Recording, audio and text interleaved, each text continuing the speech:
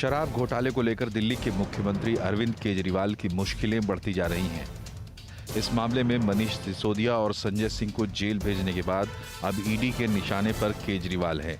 केजरीवाल से पूछताछ के लिए ईडी 3 बार समन भेज चुका है, लेकिन केजरीवाल एक बार भी ईडी के सामने पेश नहीं हुए हैं। वो ईडी के समन को गैर कानूनी बता रहे हैं। मेरे वकीलों ने मुझे बताया कि ये समन गैर कानूनी है। क्यों गैर कानूनी है? ये मैंने इनको विस्तार से लिख के भेजा है। मैंने बताया है कि उनके समन कैसे गैर कानूनी है, लेकिन उन्होंने मेरी एक भी बात का जवाब नहीं दिया। इसका मतलब उनके पास मेरी बातों का जवाब नहीं है। इसका मतलब वे भी मानते हैं कि उनका नोटिस गैर कानूनी है। ईडी के समन को लेकर केजरीवाल ने बीजेपी पर भी निशाना साधा। उनका आरोप है कि पूछताछ के बहाने उन्हें गिरफ्तार करने की कोशिश हो रही है। तो बीजेपी का मकसद कोई पूछताछ करना थोड़ी है। इनका मकसद है पूछताछ के बहाने केजरीवाल को बुला लो और उसे गिरफ्तार कर लो, ताकि मैं लोकसभा चुनाव में प्रचार न कर पाऊं। शराब घोटाला मामले को लेकर बीजेपी आम आदमी पार्टी पर भ्रष्टाचार के आरोप लगा रही है। ईडी के सामने पेश नहीं होने पर बीजेपी ने केजरीवाल के खिलाफ मोर्चा खोल दिया है। क्या अरविंद केजरीवाल देश के कानून से और नियमों से ऊपर हो गए?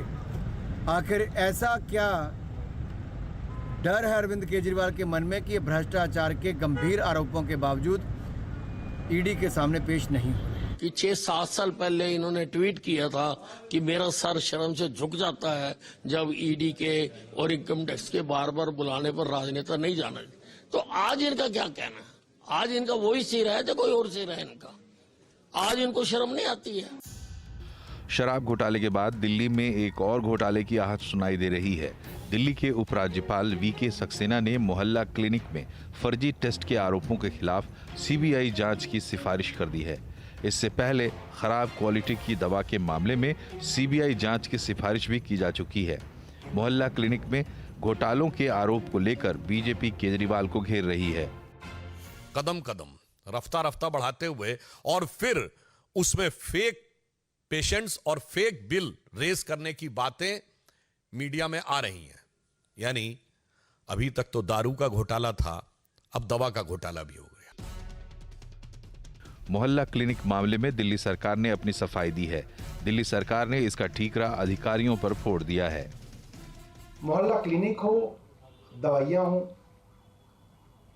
अब वो दवाई ठीक है या उसका मानक खराब है, या मोहल्ला क्लिनिक के अंदर कोई आदमी अपना फोन नंबर एंटर कर रहा है या वो फोन नंबर की जगह 000 डाल रहा है या कोई गलत नंबर डाल रहा है, ये काम तो अफसरों का देखने का है। ओवरऑल इसके ऊपर डीजीएचएस होती हैं, डीजीएचएस के ऊपर हेल्थ सेक्रेटरी होते हैं। ये लोगों का काम है कि इन सब चीजों के अंदर अपने लेवल पे रैंडम चेक्स करते रहें। आम आदमी पार्टी के नेता आशंका जता रहे हैं कि केजरीवाल को कभी भी गिरफ्तार किया जा सकता है। सवाल यह है कि केजरीवाल ईडी के सामने पेश क्यों नहीं हो रहे हैं? ईडी के सामने पेश नहीं होने से क्या केजरीवाल की छवि खराब नहीं होगी? क्या ईडी केंद्र सरकार के इशारे पर केजरीवाल को गिरफ्तार करने की कोशिश कर रही है, जैसा कि केजरीवाल आरोप लगा रहे हैं? शराब के बाद मोहल्ला क्लिनिक में घोटाले के आरोप केजरीवाल के लिए नया सिरदर्द बनेंगे।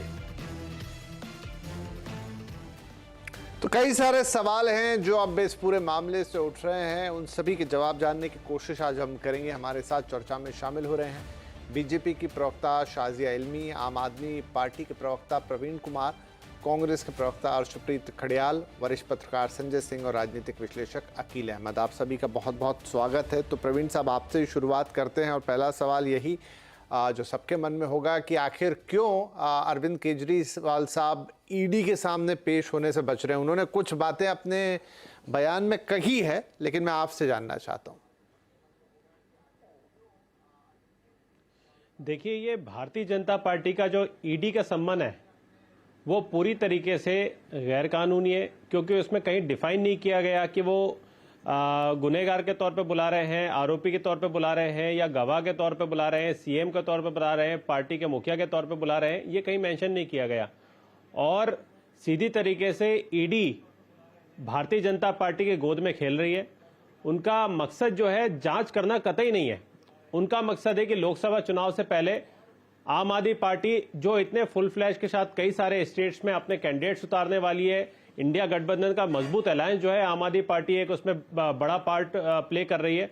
ये चाहते हैं कि वो गठबंधन भी कमजोर हो और आम आदमी पार्टी अरविंद केजरीवाल को रोककर जो है वो पूरे कैंपेन को स्टॉप कर दिया जाए और भारतीय जनता पार्टी को फायदा पहुंचा दी जाए। ईडी जो है वो एक तरीके से इलेक्शन डिपार्टमेंट बन गया है भारतीय जनता पार्टी का, और एक तरीके से वो ऐसी पिच तैयार करा रहा है जिसमें जो है ऑपोजिशन होगा ही नहीं, जिसमें सिर्फ जो है मोदी जी बैटिंग करेंगे, अमित शाह बॉलिंग करेंगे और उनके सारे सांसद फील्डिंग करेंगे, वो चौके छक्के लगते जाएंगे। इस तरीके की फील्ड, इस तरीके ग्राउंड जो है वो भारतीय जनता पार्टी तैयार कराना चाह रही है।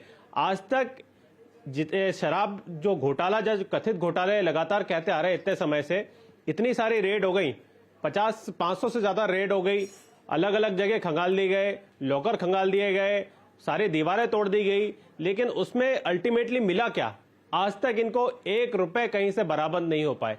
कितने सारे इन्हें गवाह ले आए, कितने सारे इन्होंने जो है वो पूछताछ के लिए कितने सारे लोगों को उठा लिया, प्रिंटिंग वाले तक को उठा के यहाँ पे जो है, जो शराब के ठेकेदार से लेके प्रिंटिंग वाले तक को उठा लिया, जो होर्डिंग पोस्टर लगाते हैं उस तक को उठा लिया, लेकिन 1 पैसे की बरामदगी जो है वो आज तक इन्हें नहीं हो पाई।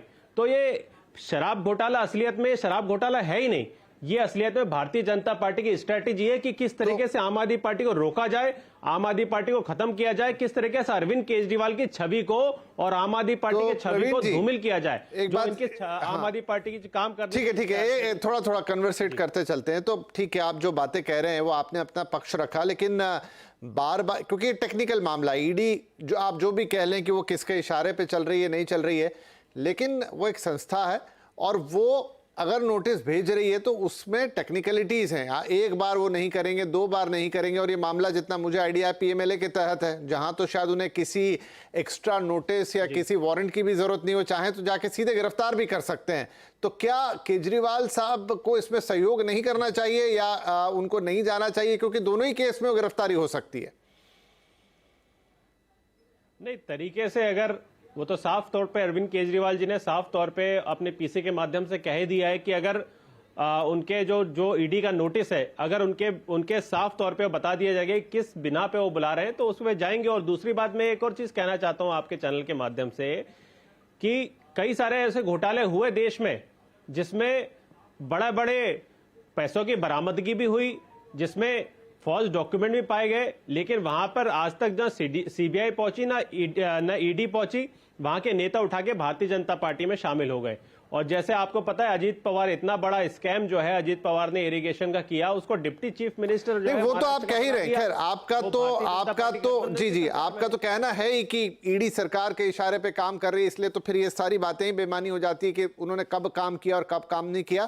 थोड़ा टेक्निकल है, तो मैं 1 मिनट संजय साहब आपसे ये पूछना चाहता हूं, जैसा ये क्या ईडी के समन जब आते हैं, आज पैनल पे कोई वकील हो तो शायद और क्लैरिटी हमें मिलती, तो क्या आप उसको पलट के, या किसी भी सरकारी संस्था ईडी सीबीआई जब आपको समन भेज रही है तो क्या आप उसे पलट कर पूछ सकते हैं कि ये इसमें ये चीज नहीं है, इसमें ये चीज नहीं है, इसमें ये चीज नहीं है, पहले ये लेकर आइए और उसके बाद आगे की बात कीजिए? मुझसे पूछ रहे हैं? जी संजय। हाँ जी, देखिए कि वो कह रहे हैं कि पहले ये लेकर के आइए, तो वो दीवार का अमिताभ बच्चन का हो जाएगा, जाओ पहले उसका साइन लेकर के आओ। तो ये बड़ी एक अजीब सी स्थिति है। देखिए, मूल रूप से जितना लोगों को समझ में आता है, और बहुत सारे लोगों को समझ में आता है, अरविंद केजरीवाल जी की पॉलिटिक्स जो है, जो कहते हैं और करते हैं उसका उल्टा है। अगर पूरा का पूरा ये आंदोलन जो खड़ा हुआ था, जिसमें बहुत सारे लोग उसके समर्थन में थे, मैं भी वो रामलीला मैदान जाता था, उसमें जो लोकपाल का प्रावधान उन्होंने रखा था और उसके साथ जो बातें जन लोकपाल की और उसके साथ जो बातें करते थे, उसमें ये था कि आप पे चार्ज लगा और आपको अरेस्ट सीधा। बीच में उनका कुछ नहीं कहना था कि कोई भी किसी भी समन को डिफाइन नहीं कर सकता, आपके ऊपर चार्ज लगा, उसके बाद जाकर के कोर्ट में जो छूटना है वो छूटिए। दूसरी चीज कि अगर मान लीजिए कोई सबूत नहीं, कोई एविडेंस नहीं, कुछ नहीं मिला, बाकी चीज नहीं हुआ, तो एक तो ये है, मनीष सिसोदिया साहब को जेल में रहते हुए मेरे ख्याल में 6 महीने हो गए, और संजय सिंह और मनीष सिसोदिया दोनों के बारे में कोर्ट का जो बेल के दौरान की जो हियरिंग है उसमें अगर पढ़ेंगे तो सीधा सीधा अभी तक सभी दोनों ही कोर्ट वो मानते हैं प्राइमा फेसाई इनके खिलाफ स्ट्रॉन्ग एविडेंस है। केजरीवाल जी जाएंगे, उनका अरेस्ट होगा कि नहीं होगा, अरेस्ट तो वहां गए बगैर भी हो सकता है, तो इसलिए जा करके और फिर आप अपनी तरफ से ये कह दें कि ये इलीगल है, कोई भी आदमी, आप किसी को भी कुछ भी कहेंगे, कोई भी समन भेजेंगे तो 2 टर्म आता है, एक इलीगल अनकॉन्स्टिट्यूशनल और तीसरा पॉलिटिकली मोटिवेटेड। ये 3 मतलब कहीं भी अक्रॉस द स्पेक्ट्रम आप सुनते जाएंगे। एक चीज और है कि वो कहते हैं कि 2014-24 का चुनाव में वो प्रचार नहीं कर पाए। थोड़ा सा अगर पीछे जाएंगे तो गुजरात का जब चुनाव हो रहा था तो उस समय हर दिन मतलब आम आदमी पार्टी के और अरविंद केजरीवाल मुख्यतः कहते थे कि ये दोनों जो है सत्येंद्र जैन और इनको भारत रत्न दिया जाना चाहिए और इनको कल ही अरेस्ट कर लिया जाएगा क्योंकि चुनाव में इन्हें कैंपेन करने से रोकना है। अगर वो अरेस्ट कर लिए तो 5-6% वोट बढ़ जाएगा। तो एक बड़ी अजीब सी चीज होती है। आम आदमी पार्टी का पिछले लोकसभा चुनाव में ऐसा कोई रिकॉर्ड नहीं है। पिछले 19 वाले चुनाव में मतलब उनकी कोई संख्या नहीं आई थी, 0 आई थी, उसके बाद 1 है। मैं ये भी मानता हूँ हर चुनाव अलग होता है, हो सकता है कि इस बार उनकी संख्या 0 से कहीं आगे जाए, हो सकता है सिंगल डिजिट में, हो सकता है डबल डिजिट में। ठीक है, वो तो ठीक है, अब वो तो जो आगे होगा, ठीक है, वो आगे जो होगा, लेकिन अभी तो सवाल ये है कि क्या वो ईडी के समन को कितनी बार ऐसा बार बार ठुकरा सकते हैं, और क्या ईडी अगर जिस केस के तहत वो चल रही है पीएमएलए, तो वहां तो उनके पास शक्तियां हैं कि वो उनको तुरंत गिरफ्तार कर सकें। उसमें शायद उनको सफाई देने की जरूरत नहीं है कि हम किस चार्ज पे आ रहे हैं और कैसे आ रहे हैं, बाद में उसमें प्रूफ करना होगा कि भाई आप गलत नहीं है। शाजिया इल्मी जुड़ चुकी है हमारे साथ, बीजेपी की प्रवक्ता है। शाजिया जी, शायद आप जब प्रवीण बोल रहे थे उस समय तक आप नहीं आई थी, लेकिन वो सीधा आरोप लगा रहे हैं कि ये पूरा पॉलिटिकली मोटिवेटेड है, और केजरीवाल जी ने भी अपनी उसमें कहा, वही बात ये भी दोहरा रहे हैं कि वो आप उन्हें चुनाव प्रचार से रोकना चाहते हैं, आप डर गए हैं और इसीलिए अब ये गिरफ्तारी की तलवार बार बार उनको ईडी का समन जाना और धमकी देना एक तरीके से। देखिए, पिछले 10 साल से कहे जा रहे हैं यही बात। एक जो भी लेफ्टिनेंट गवर्नर होता है उनके साथ जंग होती है, चाहे वो नजीब जंग हो, अनिल बैजल हो, अभी सक्सेना जी हैं। जो कोई भी अधिकारी होता है लगातार, चाहे शकुंतला गैमलिन हो और बाकी अंशु श्रीवास्तव हो, इनकी लड़ाई चली है। इनका ये पुरानी आदत है। लेकिन हम देखिए इस पूरे मामले में अगर सिर्फ शराब घोटाले की बात की जाए तो देखिए इसे 15 गिरफ्तारियां हो चुकी हैं, और मनीष सिसोदिया आज 6 महीने नहीं 11वें महीना चल रहा है उनका। संजय सिंह को 3 महीने हो गए हैं, बेल नहीं दी। किसने बेल नहीं दी? ना तो पीएमएलए कोर्ट ने बेल दी, ना हाई कोर्ट ने बेल दी, ना सुप्रीम कोर्ट ने बेल दी। भैया ये वही सुप्रीम कोर्ट है, ये वही जांच एजेंसियां हैं जिनके इन्वेस्टिगेशन के चलते और उनके प्रोसिक्यूशन में सबूत देने के चलते कि उनके बावजूद सुप्रीम कोर्ट ने कई विपक्षी नेताओं को बाकायदा बेल दी, चाहे वो संजय राउत हो, चाहे वो चिदम्बरम जी हो, चाहे वो भी लालू यादव हो या फिर तेजस्वी हो, सबको बेल मिली है। सिर्फ 2 लोग हैं, 3 एक्चुअली, जिनको बेल नहीं मिली है, सत्येंद्र जैन, मनीष सिसोदिया। हर सत्येंद्र जैन का अलग मामला था, मनीष सिसोदिया और संजय सिंह ये शराब घोटाला। अब शराब घोटाले की अगर आप डिटेल्स में जाएंगे तो एक तो पॉलिसी बदली, फिर पॉलिसी वापस ले ली जब जांच के आदेश आए, लेकिन जांच के आदेश के बाद जैसे ही जांच के आदेश आए वो पुरानी पॉलिसी को डिफेंड करने लगे। अब उसमें एक के बाद एक तार जुड़े हुए हैं। इसमें जो 15 गिरफ्तारियों की बात कर रहे हैं, इसमें बहुत सारे शराब कारोबारी हैं, और विजय नायर है जो इनके सलाहकार हैं। संजय सिंह पहले दिनेश अरोरा से मिले थे। तो अगर कोई भी समझेगा मामला को, ये पूरा गड़बड़ घोटाले का मामला है। इसीलिए केजरीवाल जी डरे हुए हैं और भय के चलते वो जाना नहीं चाह रहे हैं।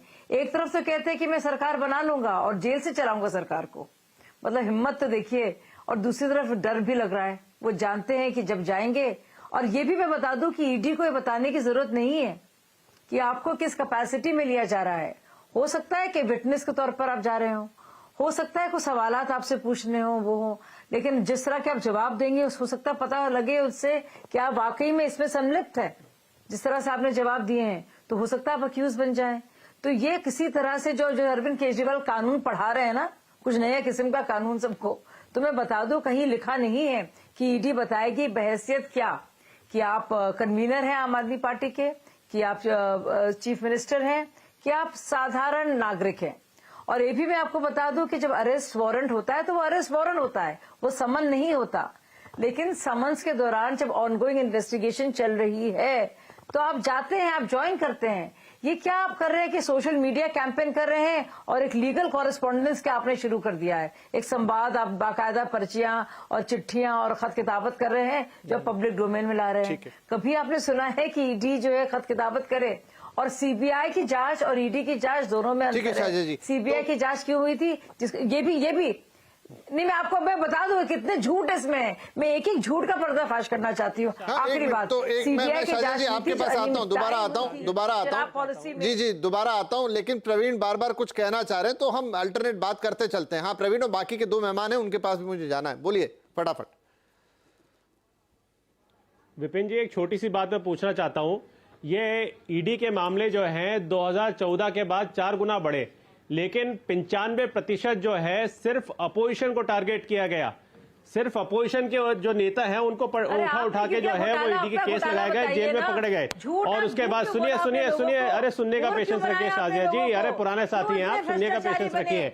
लेकिन आप देखिए ना, जितने भी या तो भारतीय जनता पार्टी जो ईडी मतलब इलेक्शन डिपार्टमेंट जो है उनका 2 ही काम है, या तो वो नेताओं को उठा के जो है वो जेल में डालते हैं या भारतीय जनता पार्टी ज्वाइन करा देते हैं। आप देखिए अजीत पवार जो है वो भारतीय जनता पार्टी में ज्वाइन हो गए, आप जो है वो शुभेंदु अधिकारी वो भारतीय जनता पार्टी में ज्वाइन हो गए, मुकुल रॉय जो है भारतीय जनता पार्टी में ज्वाइन हो गए, छगन भुजबल वो भारतीय जनता पार्टी में ज्वाइन हो गए। वो कहते हैं कि ईडी जो है, ईडी को फाइल ही नहीं मिल रही है। क्या मजाक ये भारतीय जनता पार्टी ने यहाँ पे बना रखा है? शाहजिया जी प्रवीण जी एक मिनट, ठीक है, आप दोनों एक दूसरे पे आरोप प्रत्यारोप करेंगे। मैं जाता हूं कांग्रेस के पास, क्योंकि राहुल गांधी को भी समन आया था।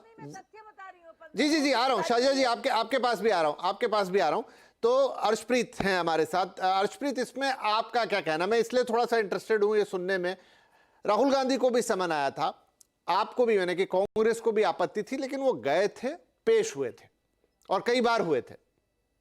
जी धन्यवाद। काइंडली मुझे 2 मिनट अनइंटरप्टेड दे दीजिएगा, बड़े टाइम के बाद आए हैं। तो देखिए, आपने बात की सम्मन की, मैं बात करूंगा कन्विक्शन की, जो भारतीय जनता पार्टी के लीडर्स की हुई है। पहला उदाहरण, जो भारतीय जनता पार्टी के इकलौते एमएलए थे मिजोरम से, उनको कन्विक्शन हुई करप्शन के लिए। दूसरा उदाहरण, जो भारतीय जनता पार्टी के फॉर्मर प्रेसिडेंट हैं बंगारू लक्ष्मण जी, उनको कन्विक्शन हुई करप्शन केस में। तीसरा उदाहरण, कर्नाटका के भारतीय जनता पार्टी के जो एमएलए हैं नेहरू ओलेकर जी, उनको 2 साल की सजा हुई करप्शन केस में। गवर्नमेंट फंड डाइवर्ट कर रहे थे अपने बेटों की तरफ, और भारतीय जनता पार्टी बड़ी बड़ी बातें कर रही है। दूसरा सवाल मेरा शाहजी जी को ये है कि यहाँ पे बात आप कर रहे हैं जीरो टॉलरेंस फॉर करप्शन की, पैसा बचाने की, करप्शन को रोकने की। तो ये बता दीजिए, आरबीआई ने आरटीआई रिप्लाई दिया था, उसमें बताया गया था कि आपने 50 साहब, अब दुनिया भर की बातें पूछेंगे, मैं तो विषय की बात करूंगी। मैं विषय की बात करूंगी। क्या आप संदीप दीक्षित के साथ खड़े हैं ऐसे में घोटाले में? आप काइंडली चुप करवा लीजिए। कांग्रेस पार्टी ने लिया था, उस पर आपका क्या स्टैंड है? नहीं, दुनिया भर की बातें ना मुझे सिखाइए। मैं भी अर्शप्रीत मैं भी इस बात में बोलूंगा कि मैंने जो सवाल पूछा था, एक बार आप उसका जवाब दें, फिर आपको जो भी आरोप लगाने वो आप लगाएं। लेकिन मैंने यही कहा था, इसीलिए मैंने वो सवाल भी एकदम साफ सुथरा ही पूछा था कि क्या इस समय अरविंद केजरीवाल जी को जाना चाहिए, और मैंने उदाहरण इसलिए दिया था राहुल गांधी का क्योंकि वो गए थे। इसमें देखिए ऐसा है, हाँ, और मैंने आपको बताया था कि आप तो सम्मान की बात कर रहे हैं, मैं तो सजा जिसको सुनाई गई है जिन भारतीय जनता पार्टी के लीडर्स को, उनकी बात कर रहा था। दूसरी बात, केजरीवाल साहब को जाना चाहिए नहीं जाना चाहिए, ये केजरीवाल साहब और आम आदमी पार्टी डिसाइड करेगी। लेकिन जहां तक बात है आंकड़ों की, मैं 2-3 चीजें बताऊंगा साहब। एक तो ऐसी कोई देश में ऑपोजिशन पार्टी नहीं है जिसके लीडर को भारतीय जनता पार्टी ने ना टारगेट किया हो। ममता बनर्जी के नेफ्यू अभिषेक बनर्जी, एमके स्टालिन साहब की बेटी, शरद पवार साहब, चरणजीत चन्नी साहब, केजरीवाल साहब और बहुत सारे लीडर्स हैं। दूसरी बात, कन्विक्शन रेट कम क्यों है? तीसरी बात, 95% ऑपोजिशन के लीडर्स क्यों है? चौथी बात, भारतीय जनता पार्टी के पास कौन सी वॉशिंग मशीन, सर्फ एक्सेल है? जिन लीडर्स पे करप्शन केस चल रहे होते हैं उनको आप अपनी पार्टी में शामिल कर लेते हैं, चाहे शुभेंदु अधिकारी हैं, चाहे मुकुल रॉय है, चाहे नारायण दान है, चाहे विपिन जी, मैं ऐसे नहीं, ऐसे कंटिन्यू नहीं। शाहजिया जी उनको ठीक है, पूरा कर लेने दीजिए, फिर आप जवाब दे दीजिएगा उनका। धन्यवाद शाहजिया जी, पूरा कर लेने दीजिए, फिर जवाब दे दीजिए। देखिए, दूसरी बात ये है कि भारतीय जनता पार्टी को जो मैं सवाल कर रहा था, अब सुन लीजिए वरना मुझे मजबूर। शाहजिया जी एक मिनट, शाहजिया जी एक मिनट कंप्लीट कर लेने दीजिए, फिर आप बोलिएगा, बिल्कुल बोलिएगा। धन्यवाद। देखिए ऐसा है, भारतीय जनता पार्टी की घबराहट बौखलाहट सामने आ रही है। पहले इंडिया ब्लॉक को टारगेट करने की कोशिश की पार्लियामेंट में, 2/3 स्ट्रेंथ कम की पार्लियामेंट में इन्होंने, 50% राज्यसभा में, 33% लोकसभा में। दूसरी बात, मैंने कह रहा हूं, अगर जीरो टॉलरेंस फॉर करप्शन कहते हैं तो 50 बैंक लोन डिफॉल्टर्स जो है उनका लोन क्यों वेव ऑफ किया, जिसमें विजय माल्या भी थे, मेहुल चोकसी भी थे, नीरव मोदी भी थे, 68,000 करोड़ वेव ऑफ किया गया। क्यों किया गया शाजिया जी? आप तो करप्शन के खिलाफ है, जीरो टॉलरेंस रखते हैं। दूसरी चीज मैं भारतीय जनता पार्टी को पूछूंगा, मुझे 2 उदाहरण दे दीजिए भारतीय जनता पार्टी के लीडर्स का जिन पे ईडी का केस हो। कन्विक्शंस तो हमने देख ली, लेकिन ईडी रेड नहीं हमने एक भी देखी। मैंने आपको 3 उदाहरण दिए कन्विक्शंस के, रेड का मुझे एक उदाहरण दे दीजिए, बहुत बड़ी बात हो जाएगी। चलिए मैं ठीक है शाजिया जी उसका जवाब देंगे। एक सवाल के साथ मैं छोड़ता हुआ जा रहा हूँ। कहां से लिए तो मैं आपको कौन सी कंपनी का है बीजेपी लीडर यूज करते हैं और साफ करके। अर्शप्रीत जी एक मिनट सर, एक मिनट। बहुत तालियां आपके लिए जो आपने रिसर्च की है, जो आप 6 महीने से इस्तेमाल कर रहे हैं। मैं अकील साहब के पास जा रहा हूँ, मैं अकील साहब। लेकिन अर्शप्रीत, अरे मेरा सवाल तो सुन लीजिए। मैं एक सिंपल से सवाल के साथ आपको छोड़ के अभी अर्शप्रीत जी के पास जा रहा हूं, फिर दोबारा आऊंगा तो आप जवाब दीजिएगा कि सारी बातें आपकी स्वीकार है, आप सब सही बोल रहे हैं, लेकिन जाके इसको कहीं कन्विंसिंगली बोलिए तो सही, इसको मुद्दा तो बनाइए, इसको जनता के बीच तो ले आइए। टीवी पे बोल देना आई थिंक थोड़ा आसान पड़ता है, लेकिन अगर इतनी बड़ी चीजें हैं तो क्यों ये मुद्दा नहीं है, क्यों ये आवाज के तौर पे नहीं है? बताता हूं। अब देखिए, मैं आ रहा हूं आपके पास, नहीं मैं 10 सेकंड नहीं लूंगा, 10 सेकंड में जी आपका जवाब ही दे रहा हूं। अब भारतीय जनता पार्टी टीवी पे आके जीरो टॉलरेंस फॉर करप्शन कह रही है, असल में फुल टॉलरेंस फॉर करप्शन दिखा रही है। तो मैं तो भाजपा को कहूंगा, कहनी और कथनी में फर्क छोड़ दीजिए, डबल स्टैंडर्ड। देखिए मैं एक और बात बताऊं कि मैं जब डिबेट में बैठता हूं तो मेरा एक लाइन होती है, मैं शुरू में भी बोलता हूं, आखिरी में भी बोलता हूं। आप सब पॉलिटिकल पार्टी हैं, चाहे बीजेपी हो, चाहे आम आदमी पार्टी हो, चाहे कांग्रेस हो, चाहे कोई और पार्टी हो, आपका काम है चुनाव लड़ना। चुनाव लड़ते हैं तो आप जनता के वोट से हारते या जीतते हैं, तो अंततः जनता को कौन कन्विंस करेगा, जनता को कौन सही गलत बताएगा, ये आप लोग तय करेंगे, ठीक है? नहीं मैं वही कह रहा हूं। तो आपको जनता को कन्विंस करना है, जनता के बीच में जाके मेहनत करनी है। अब सही और गलत तो दुनिया में कभी भी रिलेटिवली कोई आज तक जज नहीं कर पाया कि यही चीज सही है, यही चीज गलत है, लेकिन मैं इसमें आपको भी बोलूंगा। आप बीजेपी को बोले, बीजेपी आपको बोले, आम आदमी पार्टी आपको बोले, लेकिन आप लोगों का काम है जनता के बीच में जाना और उसको सही गलत का फर्क बताना, और वो डिसाइड करके बटन दबाएगी। आपको शायद मेरी बात समझ में आई हो। अकील जी के पास मैं आता हूं सर आपके पास। अकील जी, पूरे मामले को आपने अब तक सुना, माफी चाहूंगा थोड़ा लेट आ रहा हूं आपके पास। मेन मुद्दा यही है कि अब अगर केजरीवाल जी कह रहे हैं कि आप राजनीति कर रहे हैं, लेकिन क्या वो नहीं जाके दूसरी तरफ एक अलग राजनीति नहीं कर रहे हैं? देखिए, मैं सबसे पहले ये कहना चाहूँगा विपिन जी कि ईडी को इन्होंने enforcing dictatorship of Modi ji बना दिया है। ईडी के अंदर I have no problem with ED people, क्योंकि वो लोग इंटेलिजेंट हैं, वो लोग डेडिकेटेड हैं, लेकिन उनको इतने सालों से हमने देखा है जो इंस्ट्रक्शन होगा गवर्नमेंट से उनको फॉलो करना पड़ता है। और अभी एक ने सुसाइड भी कर लिया था ईडी के ऑफिसर ने। तो ये चीज़ जो है ये देखना है देश की जनता को, क्योंकि 2024 का जो इलेक्शन आ रहा है इसमें मोदी जी का बहुत घबराहट होनी शुरू हो गई। पूरी बीजेपी सरकार को बहुत ज्यादा घबराहट हो गई है कि ये जो गठबंधन बन गया है, जो वो नहीं चाहते थे, वो क्रश करना चाहते थे पूरे अपोजिशन को, लेकिन उल्टा हुआ, इसका गठबंधन बन गया और सारे 28 जो मतलब पार्टियां हैं वो इकट्ठी हो गई हैं और बड़ी स्ट्रांगली इकट्ठी हो गई हैं। क्या कोई भी वजह हो, मोदी सरकार का जो भी मतलब उनके एक्शंस हो उसकी वजह से हुआ ये सब। तो मैं सबसे पहले मोदी जी से पूछना चाहूंगा कि सर ये बताइए कि पिछले 10 साल में किसी भी बीजेपी के बंदे को आपने मतलब ईडी का समन नहीं भेजा। 96% टोटल जो है वो अपोजिशन के पास एक्शन हुए हैं, अपोजिशन के अगेंस्ट में एक्शन हुए हैं, वो ओनली 4% है। और उसमें भी अभी आप देखिएगा, मैं एक चीज बोलना चाहूंगा, एक मुहावरा है, पेनी वाइज पाउंड फुलिश। इतने बड़े बड़े जो है स्कैम हो गए, 12 लाख करोड़ आपने क्रोनी कैपिटल के माफ कर दिए, और उसके बाद 1,65,000 करोड़ जो है वो आपका जो है फेडरल बैंक का है, रिजर्व बैंक का, वो आपने निकाल लिया। उसके अलावा जो 205 लाख करोड़ का आपका वो लोन हो गया, आपने लोन ले लिए, और जो आप मना करते थे कि नहीं फ्री भी नहीं करेंगे, जबकि वो सबसे इंपॉर्टेंट जो चीज है पूरे विश्व के जो डेवलप कंट्री हैं वो देते हैं बिजली, पानी, शिक्षा, स्वास्थ्य, और उसके साथ में रोजगार, वो एम्फेसिस करते हैं। तो वो अरविंद जी ने जो दिया है, इससे उनको बहुत ज्यादा डर लग गया है कि क्योंकि बीजेपी ने 10 साल में इस डायरेक्शन में कुछ नहीं किया। वो उन्होंने 80 करोड़ लोगों को वो लोन ले लेकर जो 150 लाख करोड़ मोदी जी के आने के बाद ले लिया है, वो उसको किस तरह से पटाएंगे, ये तो बहुत बड़ी प्रॉब्लम होने वाली है। जी, तो ये जो मोदी सरकार है, देखिए साजिद जी आपके पास मोदी सरकार जो कर रही है, मैं साजिद से बोलना चाहूंगा, साजिया जी आप साजिद ठीक है, पेशेंटली जरा इस बात को नहीं साजिया जी, क्योंकि देश के अंदर बहुत आर्थिक, सामाजिक और राजनीतिक पतन हो चुका है देश का। साजिया जी अब मैं आपके पास आ रहा हूँ, बहुत सारी क्योंकि सवाल आपकी तरफ मुड़ रहे हैं। मन मुताबिक टॉपिक नहीं, मैं मन मुताबिक टॉपिक हो रहा है। मुझे लग रहा है आपके चैनल में कि एक मन मुताबिक सबका टॉपिक बना लिया है। जो टॉपिक है उसका किसी से कुछ लेना देना नहीं है। हाँ ठीक है, इसीलिए तो आप हैं, आप जवाब देंगी ना।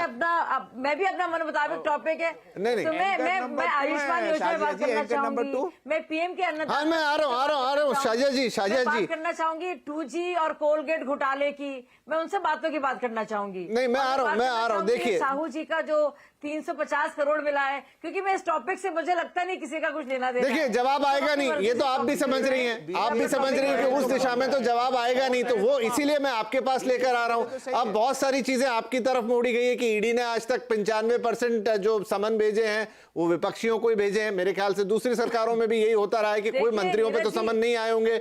हाँ, मैं 1 मिनट आ रहा हूँ, उसी के साथ आ रहा हूँ। आप 14 नीरज जी वही जवाब दे रही हो।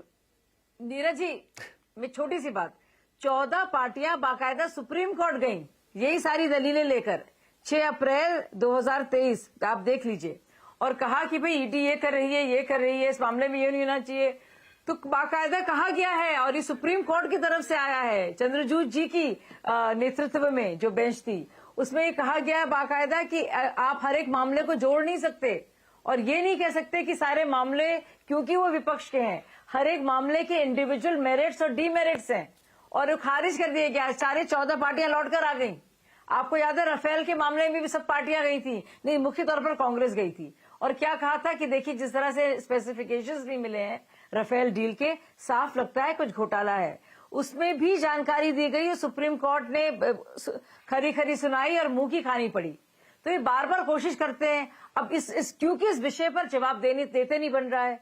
जानते हैं भ्रष्टाचार हुआ है, जानते हैं 15 गिरफ्तारियां हैं, जानते हैं प्रमाण नष्ट करने के बावजूद बहुत सबूत मिल गए हैं, जानते हैं कारोबारियों को कैसे मुनाफा हुआ है, जानते हैं कि 25 लाख से क्यों 5 करोड़ क्यों उन्होंने लाइसेंस फी बढ़ा दी है, ये भी जानते हैं क्यों जी आपने बोला था, उन्हें भी बोलने दीजिए। लेकिन जवाब देना नहीं चाह रहे हैं, इसलिए दुनिया भर घुमा रहे हैं। नहीं, मैंने बहुत कम बोला है, मैं तो सुनी जा रही थी, पता नहीं क्या क्या तकरीरें हो रही थी यहाँ पे, पता नहीं किन किन मौजूदों पर, मतलब दुनिया भर की बातें हो रही थी यहाँ पे। तो मुझे लगा मैं विषय पर तो बोल दूं। नहीं शाजिया जी, बहुत दिनों बाद, अब आप समय नहीं निकालती हैं, आपका आना बहुत दिनों बाद हुआ, लेकिन यहाँ तो हम एक एक करके ही जाते हैं। बिल्कुल क्रॉस फायरिंग थोड़ी कम होती है आवाज पर। नहीं, मैं आ रहा हूँ, लेकिन मैं उससे पहले मैं आ रहा हूँ। अर्शप्रीत जी, बहुत अच्छी बात है नीरज जी। अर्शप्रीत जी और शाजिया जी, आज नीरज जी है नहीं, मैं विपिन हूँ। ठीक है, तो अर्शप्रीत जी, माफी चाहती हूँ, कोई नहीं। अर्शप्रीत जी, अरे अर्शप्रीत जी एक मिनट रुकिए ना सर, 1 मिनट रुकिए, आप तो 1 मिनट रुकिएगा। मैं संजय जी के पास जा रहा हूं। संजय जी, मैंने एक सवाल रखा था और मैंने वही सवाल मैं आपके साथ भी लेकर आऊंगा, क्योंकि राजनीतिक पार्टियों से मुझे वैसे ही जवाब मिलेंगे। मैं ये सवाल बहुत ही संजीदगी के साथ रख रहा हूं और मन की गहराइयों के साथ रख रहा हूं। राजनीतिक पार्टियां, आज बीजेपी सत्ता में है, कई सालों से कांग्रेस सत्ता में थी, आने वाले समय में ये हमेशा चलेगा कि कोई ना कोई एक बाहर रहेगा, एक सत्ता में रहेगा। लेकिन अगर आप बाहर हैं तो क्या आप जिन चीजों को कह रहे हैं कि ये गलत है, ये गलत है, ये गलत है, तो क्या आप उनको पुरजोर तरीके से जनता के बीच में नहीं रखेंगे? और अगर नहीं रख रहे हैं, जनता फिर भी दूसरे को चुन रही है, इसका मतलब है या तो जनता मान रही है कि वो सही है, या फिर आप उसको अपनी बात नहीं समझा पा रहे हैं, और ये बात कोई समझ नहीं रहा। विपिन जी, आपने जो बात की उसके 2 पहलू हैं कि एक तो लीगैलिटी का इशू और दूसरा जो है पब्लिक परसेप्शन का इशू, और उनका जो अपने ग्राउंड पे अपने वर्कर्स या वोटर्स के प्रति जो भी पकड़ है। इसमें अगर आप देखेंगे तो लीगैलिटी का इशू तो कोर्ट में डिसाइड होता है। जो पॉलिटिकल इशू है, जो जिस चीज का अभी साजिया इनमें जिक्र करी थी सुप्रीम कोर्ट का कि ये पब्लिक आपकी पॉलिटिकल लड़ाई है। देखिए, जैसे लालू प्रसाद यादव इंडिया अलायंस के काफी बड़े नेता हैं, उनके खिलाफ वो कन्विक्टेड भी हैं, लेकिन उनका एक सॉलिड सपोर्ट वोट बेस है, जिसके कारण वो चुनाव में अच्छा करते हैं। उत्तर प्रदेश आ जाइए, मुलायम सिंह यादव के खिलाफ वो केस चल रहा था डिस्प्रोपोर्शनेट एसेट का। आज भी कई तरह के मामले उस पार्टी के बारे में है, या मायावती के बारे में था, या जयललिता के बारे में, या ईडीएम के तमिलनाडु में था। ऐसे आप स्टेट बाय स्टेट चले जाएंगे तो बहुत सारे आपको इश्यूज मिलेंगे, जहां लोग इस तरह के मामले करप्शन के उनके ऊपर चार्ज होते हुए भी आ गए। वो जो कनेक्ट वाली आप बात कर रहे हैं ना, कुछ लोगों पे जो धीरे धीरे परसेप्शन बनता है, उसका दो कारण है। एक तो कुछ कास्ट बेस्ड पार्टियां जो हैं, उनके ऊपर बहुत सारे समय में करप्शन के आरोप से उनका सपोर्ट बेस थोड़ा अछूता रह जाता है। प्रॉब्लम जैसे अभी होगी, अरविंद केजरीवाल जिस पार्टी को लीड करते हैं, मैं चूंकि अरविंद केजरीवाल का भी इशू डिस्कस हो रहा था, इसलिए वो एक वैकल्पिक व्यवस्था की बात करके आए थे कि मैं राजनीति नहीं करूंगा, वैकल्पिक व्यवस्था करूंगा। और वहां कोई सॉलिड मतलब इस तरह का कास्ट का सपोर्ट बेस सामने मुझे नहीं दिखता है। तो जब इस तरह से जनता का विश्वास आपके ऊपर से उठता है, तो काफी चीजें लोग मतलब एक मूवमेंट से, चूंकि ये पैदाइश हुई थी इस पार्टी की, तो बहुत सारे लोग इससे आहत होते हैं जो लोग साथ में थे। दूसरी चीज ये है कि आप मतलब ईडी को तमाम एडजेक्टिव दे दें, बहुत सारे एडजेक्टिव मतलब चुनिंदा एडजेक्टिव हमने भी यहाँ पे अभी सुने, लेकिन ईडी अपना जो काम कर रही है वो आप बहुत सारे मसले में देखेंगे कि ईडी ने बहुत प्रामाणिक काम किया है। ये चीज, इस चीज को मानना होगा। दूसरी चीज है कि मान लीजिए उसके बाद कोर्ट में भी कई बार हो सकता है ईडी कहीं गलत हो, लेकिन कई मामले में बहुत प्रामाणिक काम किया, जिसमें कोर्ट से जो लोग गए हैं उनको रिलीफ नहीं मिला है। उनका कन्विक्शन रेट भी अच्छा है, ईडी का काफी अच्छा कन्विक्शन रेट है। तीसरी एक और बस एक लाइन कहूंगा, जैसे अकील साहब एक बात कह रहे थे, मुझे लगता है वो स्वीपिंग स्टेटमेंट देने से बचना चाहिए। जैसे उन्होंने कहा कि देश का राजनीतिक, सामाजिक और आर्थिक पतन हो चुका है, मुझे लगता है कि इस बात से बचना चाहिए, ये सही नहीं है। जी अकील साहब, इस पे कुछ कहना चाहेंगे आप?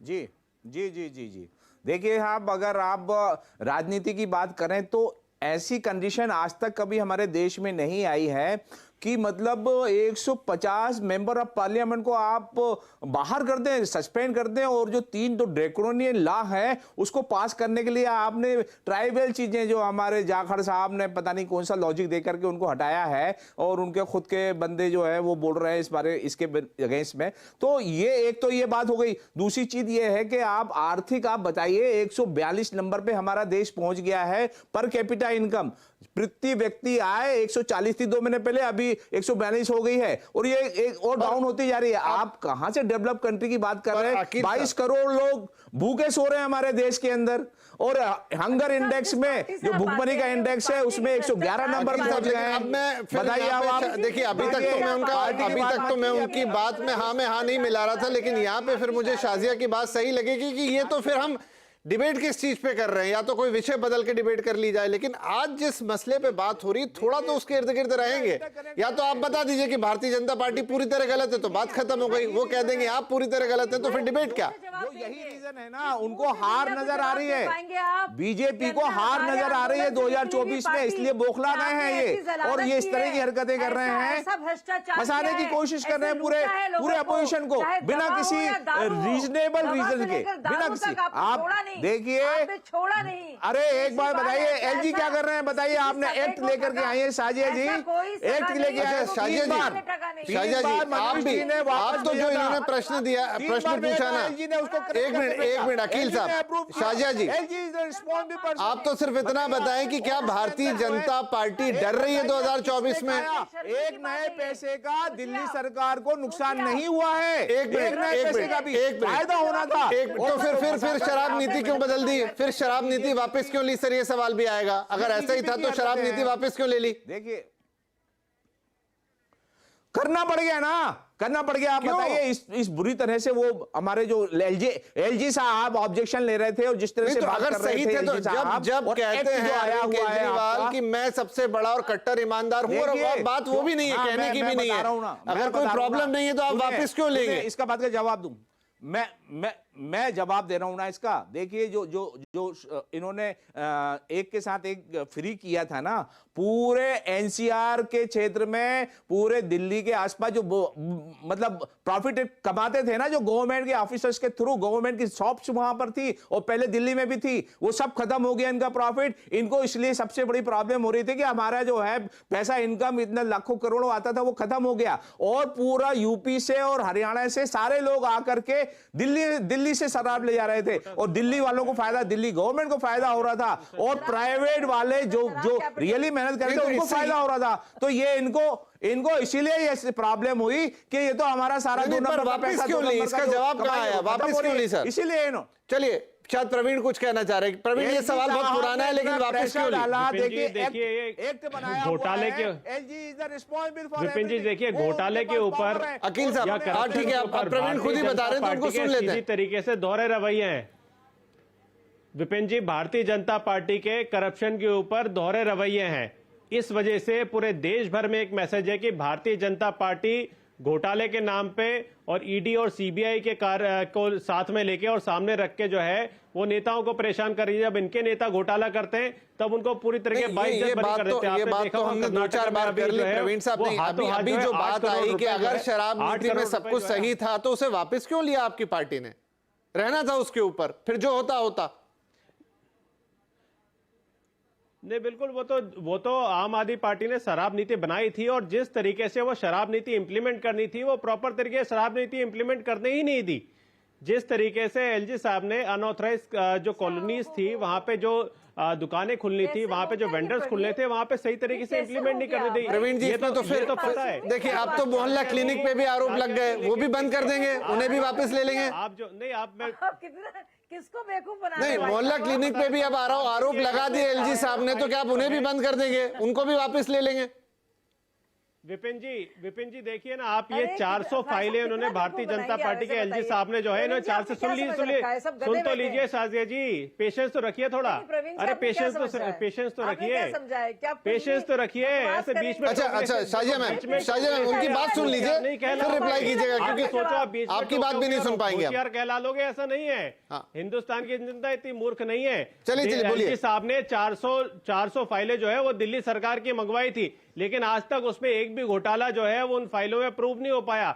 और दूसरी बात जो है, जब ये इन्होंने मोहल्ला क्लिनिक की फाइल मंगाई, कह रहे हैं मोहल्ला क्लिनिक में घोटाला है, एक नंबर पे कई सारे जो है 0-0 पे। सुनिए, मैं आपको एक और चीज बताना चाहता हूँ शाजिया जी, एक और चीज बताना चाहता हूँ। आपके आयुष्मान योजना में इतना बड़ा घोटाला सीएजी ने उजागर किया था। सीएजी योजना में सीएजी ने इतना बड़ा, सुनिए ना, सीएजी ने इतना बड़ा जो है, अपना भी मजाक उड़ा रहे हैं एक बार अपना मजाक सीएजी ने इतना बड़ा घोटाला जो है भारतीय जनता पार्टी का उजागर किया। अच्छा प्रवीण, मुझे ब्रेक भी लेना है, मेरा। लेकिन एक मिनट शाजिया जी, एक मिनट। मैंने बहुत शांति के साथ एक सवाल पूछा था कि आपने क्यों वो नीति, अगर उसमें कोई प्रॉब्लम नहीं थी तो उसको वापस क्यों लिया? और दूसरा, फिर आरोप लग गए, फिर एलजी साहब ने शिकायत कर दी, दूसरी बार आ गई। आई थिंक ये शिकायत तो हो सकता है कि नीचे किसी यूनिट ने करप्शन किया हो, ऊपर केजरीवाल साहब साफ सुथरे हो, लेकिन क्या आप इसको बंद कर देंगे? क्या आप इसको भी वापस ले लेंगे? क्योंकि जब आप किसी चीज को स्टेप बैक करते हैं तो लगता है कि कहीं गलत हो रहा था। मैं ये पूछ रहा था। तो एक चीज बताइए विपिन जी, ये एलजी साहब जब शराब नीति पास हुई थी उस टाइम पे एलजी साहब के भी सिग्नेचर थे? एलजी साहब को किसी ने सम्मान किया उस समय? प्रवीण भाई, आप मेरी बात का जवाब नहीं दे रहे। चलिए ठीक है, आपने मैं जो आपसे पूछ रहा हूं उसका जवाब दीजिए ना। ठीक है, आपको जो सवाल पूछना है, आपको जो आरोप लगाने हैं आप लगाइए, लेकिन एटलीस्ट मेरी बात का तो जवाब दें, मेरी बात का तो जवाब दें। अब देखिए, एलजी साहब ने, आप तो कह रहे हैं कि एलजी साहब तो केंद्र के इशारे पे चलते हैं, तो बात खत्म हो गई। वो तो है ही गलत, वो ऊपर से कर रहे हैं, आपको परेशान करने के लिए कर रहे हैं, लेकिन आप क्या कर रहे हैं, मैं वो वाली बात पूछ रहा था। विपिन जी, मैंने एक लाइन में पहले ही आपको जवाब दे दिया कि सही तरीके से इंप्लीमेंट जो है एलजी साहब ने उसमें इतने ऑब्जेक्शन है, सही तरीके से इंप्लीमेंट करने ही नहीं दिया। दूसरी बात यह है कि जैसे अभी आपने मोहल्ला क्लिनिक की बात करी, एक सीएजी ने बहुत बड़ी ऑडिट रिपोर्ट जारी की थी जिसमें आयुष्मान घोटाला जो था, जिसमें 7.5 लाख नंबर जो है वो एक ही नंबर पर रजिस्टर है 7.5 लोगों के, 7.5 लाख लोगों के, तो अपने आप में बहुत बड़ा घोटाला था क्या? इसकी कोई सीबीआई जांच हुई? इस पे आज तक कोई सीबीआई नहीं पहुंची, ईडी नहीं पहुंची। नहीं तो उठाइए ये मुद्दा, केंद्र सरकार में घोटाला हो जाता है उसमें। नहीं, मैं कह रहा हूं ठीक है, अगर आपको ये लग रहा है, देखिए अब दो चीजें हैं, अगर आपको ये गलत लग रहा है तो आप ये मुद्दा उठा सकते हैं, इसकी मांग कर सकते हैं, लेकिन जो आपके हिस्से की चीज आ रही है उसमें थोड़ी सी आंसरेबिलिटी तो बनती है ना। क्या मैं गलत कह रहा हूं? नहीं, आंसर देने के लिए हम तैयार हैं, आंसर देने के लिए हम नहीं, आप आंसर नहीं दे रहे, आप कह रहे हैं कि उसका क्या हुआ, इसका क्या हुआ, उन्होंने ये कर दिया, तो आपके सारी चीजें जवाब ना होकर एक तरह से आरोप के तौर पे जा रही हैं। विपिन जी, आपको एक पहली लाइन में आपका जो आप पूछ रहे हैं शराब नीति वापस क्यों ली, पहली लाइन में बोल दिया सही तरीके से इंप्लीमेंटेशन जो है उसका करने ही नहीं दिया गया। दूसरी चीज है कि मैंने बताई ये लाइन खत्म हो गई है। दूसरी बात मैं बताई कि जिस तरीके से सीएजी में इतना बड़े बड़े आप जो थे द्वारका एक्सप्रेसवे का इतना बड़ा घोटाला यहाँ पे उजागर हुआ ना, वो ईडी पहुंचती ना, सीबीआई पहुंचती ना, चलिए ठीक है, ठीक है, अब वो सवाल हम उनसे लेंगे। चलिए मुझे एक छोटा सा एक ब्रेक लेना पड़ेगा, छोटा सा एक ब्रेक लेना पड़ेगा। ब्रेक के बाद हाजिर आते हैं और वो अपना सवाल भी पूछ लीजिए, कोई दिक्कत नहीं, शाजियां हैं वो जवाब दे देंगी उसका। और लेकिन बड़ा सवाल ये कि क्या वो उसका जवाब अभी तक नहीं मिला है कि अरविंद केजरीवाल साहब को बार बार ईडी के समन को ये करना चाहिए कि भाई मैं नहीं आऊंगा, आपका समन ही टेक्निकली गलत है, या फिर उनको उसमें सहयोग कर लेना चाहिए। हालांकि ये उनका प्रोरोगेटिव है, इस पे कोई राय नहीं है, लेकिन चर्चा उसी पर हो रही है, क्योंकि एक तरफ ये भी है कि जांच पीएलएमए के तहत है और उसमें तो गिरफ्तारी किसी भी वक्त हो सकती है। तो फिर आखिर ये है क्या? एक छोटा ब्रेक, बातचीत जारी रहेगी। बात हो रही है केजरीवाल को मिल रहे ईडी के समन की और बार बार उनका मना करने की, और अब इसने थोड़ा सा राजनीतिक बड़ा रूप ले लिया, जहां बयानबाजियां तेज हो रही हैं। आज तो उन्होंने खुद प्रेस कॉन्फ्रेंस की। अब मेरे पास समय रहेगा इस सेगमेंट में थोड़ा कम, तो फटाफट सबसे क्विक आंसर। अर्शप्रीत, आप पहले भी बोलना चाह रहे थे, इस सवाल के साथ आपके पास आ रहा हूं कि आप इंडिया गठबंधन के अंदर भी ये ईडी वाले मामले की चर्चा हो चुकी है, तो अब तो चुनाव तो सिर पर है, जैसा आपने कहा कि ये दिक्कतें, तो क्या आप इसे बड़ा मुद्दा बनाने जा रहे हैं?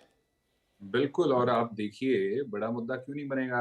ईडी का जो उपयोग है या दुरुपयोग है वो देश देख रहा है।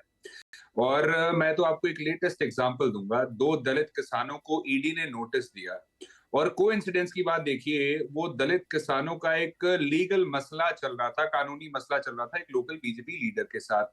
फिर उसके बाद क्या हुआ, ईडी ने जब आउटरीच हुई, जब देश ने कहा, देश के लोगों ने कहा कि आप एक कर क्या रहे हैं, और एक आईआरएस ऑफिसर ने देश के राष्ट्रपति को लिखा कि एफएम को डिसमिस कर देना चाहिए, फाइनेंस मिनिस्टर को, देश की निर्मला सीतारमण जी को, क्योंकि उन्होंने ईडी को extended arm of Bharatiya Janata party बना दिया है। आईआरएस ऑफिसर लिख रहे हैं, सिविल सर्वेंट लिख रहे हैं। तो ये चीज किसी से छुपी नहीं है कि ईडी का उपयोग हो रहा है कि दुरुपयोग हो रहा है। दूसरी बात साहब, भारतीय जनता पार्टी को मैं एक ही चीज पूछूंगा कि टोटल नंबर ऑफ रेड्स जो हैं वो 27 फोल्ड बढ़ गई हैं। हमारे टाइम पे थी साहब 112, भारतीय जनता पार्टी के टाइम पे है 3010 रेड्स, वो भी 2022 तक, 2 सालों का डेटा और जोड़ना पड़ेगा, 1.5 साल का। तो भारतीय जनता पार्टी की सरकार ये तो बता दे, ईडी रेट्स तो ऊपर जा रही है, कन्विक्शन रेट ऊपर क्यों नहीं जा रहा है? अगली चीज भारतीय जनता पार्टी ये बताइए, ये पूछ लीजिएगा। ठीक है, पूछना क्या, आपकी बात वो सुन रही है। ठीक है, मेरे पास समय कम है। शाजिया जी, तो मैं आपको सबको बताना चाहूंगी, देखिए जो लाइसेंस फी थी, पहले तो सारी की सारी नई शराब नीति के तहत उन्होंने बाकायदा सारी की सारे दुकानदारों को, प्राइवेट प्लेयर्स को दिया ये, और 25 लाख जो लाइसेंस फी थी वो बढ़ाकर 5 करोड़ कर दी। इसके चलते सिर्फ बड़े शराब माफिया को ही वो लाइसेंस दे पाए, वो मिल पाया, और ना ही राजस्व बढ़ा हमारा, राजस्व बल्कि घटा। और अब देखिए कि शराब की बिक्री को लेकर जो 750 ml की बोतल थी, उन्होंने उसका तो दाम बढ़ाया, लेकिन इस तरह से वो वैट के रूप में जो सरकार को मिलना चाहिए था वो सरकार को नहीं मिला। यानी कि सारे की सारे मुनाफाखोरी जो थी और उसका फायदा जो था कुछ प्लेयर्स को, शराब विक्रेताओं को और मिडिल मैन को मिला। जी हाँ, ये है, ये कैलकुलेशन कई बार हमने देखे हैं, डिस्कस किए हैं जी। उन्होंने, हाँ नहीं, ये हर जगह है, ये हर चैनल पर है, हर जगह है, आप उसको खुद भी चेक कर सकते हैं, किसी वकील से भी करा सकते हैं।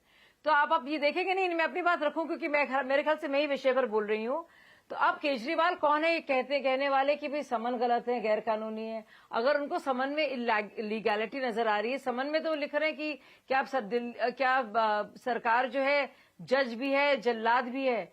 खुद क्या वो जज और जल्लाद हैं जो कह रहे हैं कि समन गलत है?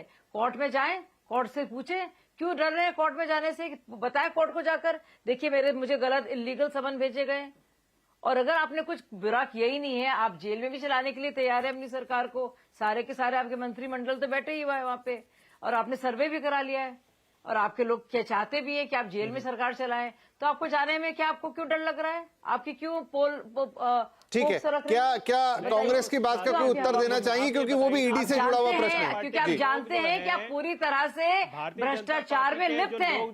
आप जानते हैं कि वीडियो कॉल जो हुई है विजय नायर के जरिए, और इसलिए आप डर रहे हैं, इसे दुनिया भर की कहानियां बना रहे हैं। प्रवीण भाई, दुनिया भर की कहानियां बना रहे हैं। प्रवीण जी बोलने दीजिए, कंप्लीट करने दीजिए, कंप्लीट करने दीजिए, चल रहा है। ये देखिए इंडियन कंप्लीट करने दीजिए। लेख छापा यहाँ पे, इंडियन एक्सप्रेस ने इतना बड़ा लेख छापा है यहाँ पे, ये भी बीच में बोलते हैं, कोर्ट में ये भी बीच में बोलते हैं, इतना बड़ा लेख छापा है जिसमें पूरी तरीके से मोदी जी के पीछे जो है इनके सारे घोटालेबाज छुपे हुए हैं, जिनने भारतीय जनता पार्टी ज्वाइन कर ली और मोदी जी के पीछे छुपके जो है अपनी राजनीति चला रहे हैं। और अगर मैं आज के दावे के साथ कहता हूँ, अगर मनीष सिसोदिया और सत्येंद्र जैन अगर भारतीय जनता पार्टी आज ज्वाइन कर लेना, उनके भी सारे ईडी के केस जो है वो कैंसिल हो जाएंगे। हम भागते नहीं है, हम सामना करते हैं, भागते नहीं है। ये पीछे से वार तो भारतीय जनता पार्टी करती है, पीछे से वार जो है वो भारतीय जनता पार्टी करती है। हम तो सामने से लड़ने वाले लोग हैं, पीछे से जो ईडी और सीबीआई के पीछे छुपके जो है वो भारतीय जनता पार्टी वाले वार करते हैं। हम तो सामने से जनता के बीच जाके चुनाव लड़ते हैं, 3 बार दिल्ली में हराया। अच्छा शाजी, मैं आपसे ईडी के बिहाफ पे तो सवाल नहीं पूछ सकता, लेकिन एक राजनीतिक तौर पे यहां से आगे क्या होता हुआ देख रही हैं अब आप? नहीं, मुझे नहीं मालूम, मैं ना ही में ईडी की तरफ से जवाब हाँ, मैंने वही कहा, वो तो हम इंडिविजुअल सबके मामले हैं, और सुप्रीम कोर्ट ने इन 14 पार्टीज को साफ साफ कह दिया है, ये केस लेकर के देखिए हम सब लोग इसमें शामिल हैं, ईडी कर रही है। सुप्रीम कोर्ट ने मना कर दिया है, सुप्रीम कोर्ट ने कहा अच्छा, है इससे कुछ लेना देना नहीं है, ये इंडिविजुअल मैटर। ठीक है। एक सवाल बहुत आया कि एक शाजिया, मैं आपसे सवाल पूछ लेना चाहूंगा, बहुत आया कि मोदी सरकार डरी हुई है 2024 को लेकर के, उनके हाथ से सत्ता जा रही है, जवाब देते जाइए बस। मुझे लगता है कि मोदी जी की ऐसी गारंटी है कि सबकी सिट्टी पिट्टी जो है गुल हो गई है, और इसी के चलते सक पकाए हुए, हारे हुए, भ्रष्टाचारी, परिवारवादी पार्टियां जो है घबराकर एक दूसरे का हाथ पकड़ रही है, ये जानते हुए कि एक दूसरे की दुश्मन है, जानी दुश्मन है अंदर अंदर। और मोदी जी ने इन सब भ्रष्टाचारियों को एक साथ कर दिया है। ये एक खौफ है जो उनको गोंद की तरह से जोड़ रहा है एक दूसरे के साथ, ये खौफ का गोंद है। विपिन जी खौफ है, खौफ जी, आ रहा ठीक है। अब सारे लोग बोलना चाह रहे हैं, एक एक करके, विपिन जी एक एक करके। हाँ अखिल जी बोलिए। जी, मैं ये कहना चाहूंगा, देखिए as per the article 21 of the constitution जो ह्यूमन राइट्स और राइट टू लिव के लिए है, उसमें ये साफ है कि until unless accused is innocent, until and unless he is found guilty, he is proven guilty। इन्होंने क्या है, जो पीएमएलए का प्रोविजन है ना, उसमें उन्होंने उल्टा कर दिया है, an accused is guilty until unless he is proven innocent। ये तो सबसे बड़ा प्रॉब्लम है। तभी सुप्रीम कोर्ट के जो जस्टिस ने ये कहा था कि भाई ये पीएमएलए के प्रोविजन जो है ऐसे उल्टे कर रखे, इसको ठीक करना जरूरी है। और वो केस चल रहा था और उसमें रिव्यू हुआ था, सिर्फ 2 दिन बचे थे, जो रिव्यू वाले जज थे उनको इन्होंने मना कर दिया, उनको प्रेशराइज करके उन्होंने डिसीजन नहीं देने दिया पीएमएलए के ऊपर, वो रिटायर हो गए। ये बीजेपी का काम है। और आप ये बताइए, मनीष सिसोदिया जी के केस में भी साफ बोला है कि 2 मिनट लगेंगे, कोई भी एविडेंस नहीं है, कोई प्रूफ नहीं है, 2 मिनट लगेंगे, जैसे ट्रायल कोर्ट के ऊपर। जी अखिल साहब, ये कोर्ट में क्यों नहीं डाल रहे? साजिया जी से पूछिए कि कोर्ट में क्यों नहीं केस किया जा रहा है, ये बताइए। नहीं, वो खुद भी ये बात कर रही थी, फिलहाल लाइन नहीं है उनकी। मुझे बताइए, अब चूंकि आप राजनीतिक विश्लेषक भी हैं, अब मैं इसको पूरा, आप क्योंकि सबका मानना है कि ये चुनाव के इर्द गिर्द हो रहा है, आम आदमी पार्टी भी कह रही है कि चुनाव आ रहा है इसलिए ये सब हो रहा है ताकि अरविंद केजरीवाल प्रचार न करें। तो देखिए, ये तो पार्टियों का अपना रुख है, लेकिन क्या इसका फायदा आम आदमी पार्टी को ना मिल जाएगा अगर इनके एक के बाद एक नेता जेल में जाते हैं? कल को अरविंद केजरीवाल भी अगर गिरफ्तार कर लिए जाते हैं तो फिर ये तो लोगों में सेंटिमेंट वो अपील हो जाएगी कि भाई ये तो इनके साथ गलत हो रहा है, इसका तो नुकसान भी हो सकता है बीजेपी को। देखिए हम जो आम आदमी पार्टी का जो मैंने एनालिसिस किया है उसके हिसाब से अरविंद केजरीवाल जी का ये अप्रोच है ही नहीं। उन्होंने साफ बोला है कि मुझे नहीं बनना, मैं कैंडिडेट नहीं हूं प्राइम मिनिस्टर्स के लिए। उन्होंने साफ बोला है कि जो पूरे देश की राजनीति को बदल दिया उन्हें, बिजली, पानी, शिक्षा, स्वास्थ्य, रोजगार के लिए। मैं ये पूछने की कोशिश कर रहा हूं कि अगर हम इसे राजनीतिक प्रतिद्वंद्विता वाली बात माने, चुनावी एक समीकरण में देखें, तो क्या इसका उल्टा नहीं हो सकता कि नुकसान हो जाए, उल्टा बीजेपी को सहानुभूति चली जाए आम आदमी पार्टी के साथ? यही हो रहा है और होगा भी जरूर। ये तो परफेक्ट है, आपने जो बात बोली है यही होने वाला है। इसी वजह से जो भाजपा की नींदें उड़ी हुई हैं, उन्हें पता चल गया कि अब हमारे डेज आर नंबर्ड, जो हमने इतने कर्म किए हैं इतने सालों 10 सालों में, इसका हमें भुगतना पड़ेगा। और यही प्रॉब्लम है कि वो इस तरह से बौखलाए हुए हैं। नहीं तो बौखलाए तो फिर ऐसा पांव पे कुल्हाड़ी मारने वाला काम क्यों? जी जी जी, रोकना पड़े संजय जी, फिर ये तो पांव पे कुल्हाड़ी मारने वाला काम क्यों कर रही है भाजपा? अब ये तो मेरी समझ के बाहर है। आप सही बीजेपी अगर देखिए क्या क्या स्टेटमेंट मोदी जी ने दिए हैं अभी पिछले सालों में, आपको पता होगा। काम हुआ है तो वो सिंपैथी फैक्टर काम करता है। अगर आप केजरीवाल जी को ही देखें तो लास्ट टाइम वो क्या कह रहे थे कि हम सब बहुत सारे लोग को मरवाने वाले हैं और इसलिए सब अपने अपने घर पे इस तरह की बात कह दो। दो फैक्चुअल चीजें जो अकील साहब पीएमएलए केस का मतलब प्रोविजंस का जो हवाला दे रहे थे कि proven innocent till proven guilty और गिल्टी टिल प्रूवन इनोसेंट, वो किसका कानून लाया हुआ है, किस समय का लाया हुआ है? अकील साहब जरा इसको रिसर्च कर लें, फिर उसके बाद इस विषय पे आगे बात करें। अमेंड किया है सर, 2019 में अमेंड किया है बीजेपी सरकार ने इसको। ये आपको पता होगा ये बात। चलिए अभी उसमें नहीं जाते, उसमें नहीं जाते, अभी उसमें नहीं जाते। मैं तो इसको सिर्फ चुनाव के पॉइंट ऑफ व्यू से पूछ रहा हूँ। ठीक है, वो जो भी है अब वो तो हो चुका है। जी विपिन जी, एक चीज आप मुझे बताइए, ड्रैकोनियन लॉ लाए हैं 3 इन्होंने सर, बताइए सर, आप वरिष्ठ पत्रकार हैं। 3 ड्रैकोनियन लॉ, उसमें उन्होंने जो बोला है ना कि अंग्रेजों के टाइम के ड्रैकोनियन लॉ को हम चेंज कर रहे हैं, उससे 10 गुना ज्यादा खतरनाक बना दिया। ठीक है, तो चलिए कंप्लीट करने दीजिए संजय जी को। पढ़ा होगा संजय जी, बात पूरी कीजिए। ये देश की जनता को डराकर धमका करके जीतना चाहते हैं और ऊपर से फिर नहीं तो फिर वो जनता देख रही है। मैं तो ये बात शुरू से कह रहा हूं ना कि अगर ऐसा हो रहा है तो जनता को क्या दिख नहीं रहा, और नहीं दिख रहा है तो राजनीतिक पार्टियों का ये काम है, फिर तो आपकी विफलता है। जी संजय जी। विपिन जी, दूसरी नोटिसिएबल है, जब जब आप अर्शप्रीत जी के पास गए, अर्शप्रीत जी ने केजरीवाल जी के समन पे कुछ नहीं बोला है। हाँ, नहीं बोला उन्होंने। ईडी का बाकी सभी जगह दुरुपयोग की बात करी है। दिल्ली कांग्रेस ईडी समन को केजरीवाल जी के खिलाफ लगातार बोल रही है। वहां पे एक बड़ा कॉन्ट्रडिक्शन है इंडिया अलायंस के अंदर। अगर मैं गलत हूं तो मुझे करेक्ट करिएगा। पूरे दिल्ली का जो कांग्रेस मेरा क्योंकि समय समाप्त हो गया, अर्शदीप कुछ रिएक्ट करना चाह रहे हैं। अर्शदीप बोलिए, क्योंकि ये मेरा भी सवाल है कि आपने उस सवाल के जवाब में कुछ नहीं कहा अभी तक। देखिए ऐसा है, ये केजरीवाल साहब इस पे टिप्पा टिप्पणी कर सकते हैं कि सम्मन ठीक है गलत है, उनका नहीं, आप क्यों नहीं कर सकते? भारतीय जनता पार्टी कर सकती है, क्योंकि ईडी का दुरुपयोग उपयोग वो करते हैं, देश जानता है। लेकिन मेरा तो इतना ही कहना है, ये जो ईडी ने बहुत सारे केस दर्ज किए हैं, ना तो वो कन्विक्शन तक पहुंचे, और भारतीय जनता पार्टी को जब मुश्किल सवाल होते हैं तो मैदान छोड़ करके चले जाते हैं। भारतीय जनता पार्टी के लीडर्स और प्रवक्ता आज अपने देख लिया उदाहरण।